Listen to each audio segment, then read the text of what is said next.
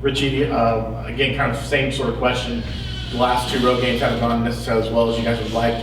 What do you guys need to do on the road to kind of bounce back in a tough environment in Philadelphia? We got to start fast. That's our #1 priority, but we also need to finish strong. Those 2 road games kind of left it flat towards the end, and we know that.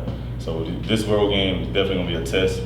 You know, they call themselves Temple Tough, so it's going to be a little cold. It's a lot of adversity, but, you know, we're preparing ourselves this week to go out there and get the dub. You know, penalties have been an issue for this team, and early on against TCU, those PIs. Yeah. You know, what has been said, you know, from the coaches to you guys, and what are you guys trying to do to correct that? Well, they kind of stressing, you know, pre-snap, post-snap penalties. Those are ones they get on us about. You know, those things that we can, like, that we shouldn't be happening on this team. But, you know, the ones that are in play tell us keep playing. You know, it's going to get physical. They know that, you know, we're a physical team. We like to play fast, play hard. So the ones that are in play, they tell us keep playing. But we definitely got to make sure we're aware of those pre-snap, post-snap penalties. Playing Temple on Saturday. What do you know early on about those guys? What do you expect from their offense? They got a lot of weapons. They know how to mix it up. They run a lot of formations. The quarterback is pretty good. They got a lot of receivers on the outside. You know, it's just a good overall team. You know, defense pretty well. But, you know, like I said, we take care of what we do in-house. You know, the rest should handle itself. But we definitely we're not putting anything past them. It's going to be a big road game. Richie, do you try to put aside what happened in the second half in East Carolina and just move on and try to kind of replicate what you guys did in the first half? You saying in that moment or now? Yeah, and now. I mean, do you look back at the second half in East Carolina and just kind of try to figure out ways to correct what you guys did in the second half, or what do you guys need to do moving forward to this Temple game?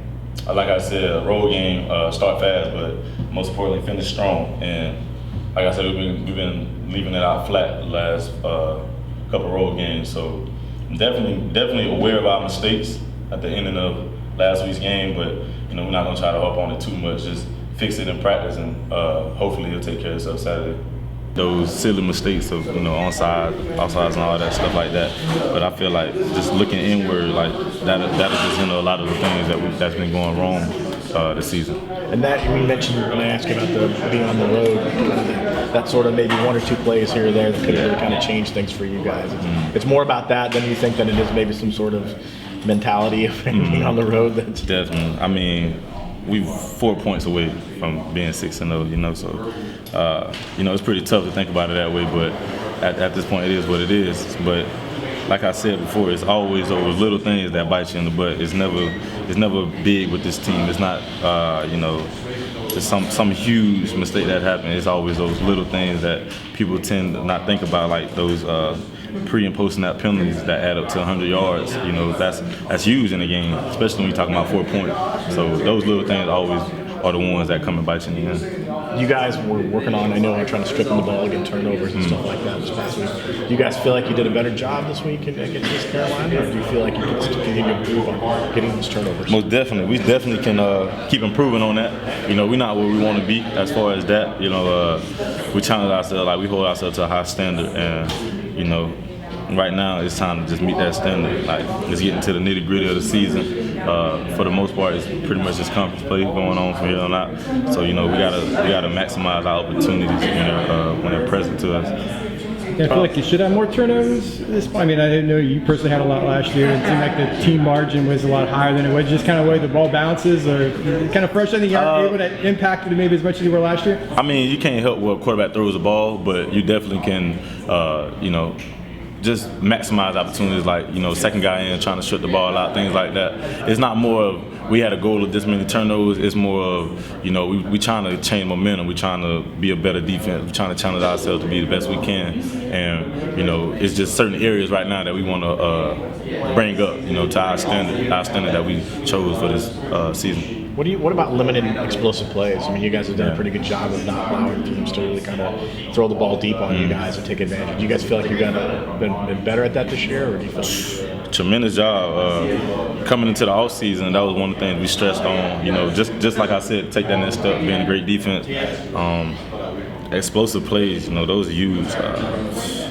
I mean, kind of just take the life out of some teams, you know. But we knew that if we could limit those, and you know, we have a better chance of winning. We have the scoreboard would be a little lower than it was last year, and I think we've been doing a good job of doing that. What have you learned about this team, you know, through these 2 losses? There's some, obviously, when everything's going great, everyone's winning, everyone's happy, but are there things that you've learned or maybe grown from that maybe you wouldn't have if you wouldn't have gone through those 2 experiences? Of course, you always learn a heck of a lot more when you lose. You know, nobody wants to lose, but I always say it's winning and losing. What I mean by that is you just learn so much more about who you are. You learn more. You learn your weaknesses. You know, because when you're winning, a lot of those weaknesses get swept under the rug. You know, people tend to just look over them because you know you're still winning. But a loss will show a lot about who you are as a person, and this is a team sport, so it shows a lot about who we are as a team. So I definitely learned that we're a resilient team. You know, we're relentless. We just keep chucking, keep sawing the wood, going out there and just attacking. I mean,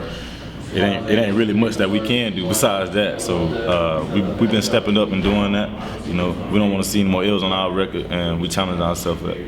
For a guy who I know has NFL aspirations, is it fun when you play like you played at Pitt, where the Steelers play? You're going to play where the Eagles play this week against Temple. Do you even think about that, or is that fun when you get playing a stadium like that? Do you even think about that? Or? Well, definitely in the beginning. You know, getting off the bus, going out there onto the field. I always take a little time to go out there, just see the field. You know, because I mean, it's just an amazing thing. Like, not a lot of people in this world get the opportunity to play in the NFL stadium.